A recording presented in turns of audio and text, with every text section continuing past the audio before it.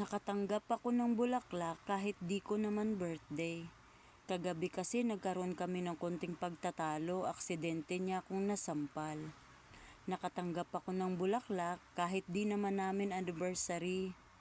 Kagabi kasi nadatnan niyang wala akong nalutong pagkain kaya nagalit siya at nasampal na naman ako. Alam kong di niya sinasadya yun at nagsisi siya sa ginawa niya. Kaya nakatanggap ako ng bulaklak kahit wala namang okasyon. Kagabi kasi, aksidente niya akong nabarog sa kanto ng aming kama at tuluyan na nga niya akong napatay. Alam kong mahal niya ako at ang aming mga anak at natatakot akong mawala siya para sa mga anak namin. Kaya nakatanggap ako ng bulaklak para sa lamay ko. Kung may lakas lang sana ako ng loob at kung alam ko lang kung kanino ako lalapit para ipagkatiwala ang aking mga sikreto, sana hindi ako nakatanggap ng bulaklak ngayon. Mga health professionals. Kaya huwag niyo pong ilalang ang BHW. Ang BHW ay malaki ang role na ginagampanan po sa ating lipunan. And itang palakpakan naman natin ang ating mga sarili bilang pagsisimula.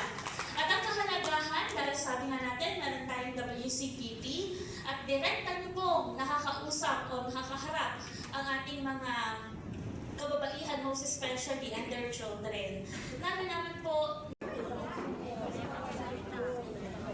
pag naaabuso po yung kababaihan or kahit huwag pong mahiyang magsabi para po maagapan. Thank you, tama. Thank you, Ate Mitch. Kahit ano pa mang sitwasyon, kung ito po ay konting palo lang o talagang pagbubugbog, hindi tama na nakakatanggap ng kahit anong pang-aabuso tayo mga kababaihan. Tama po ba?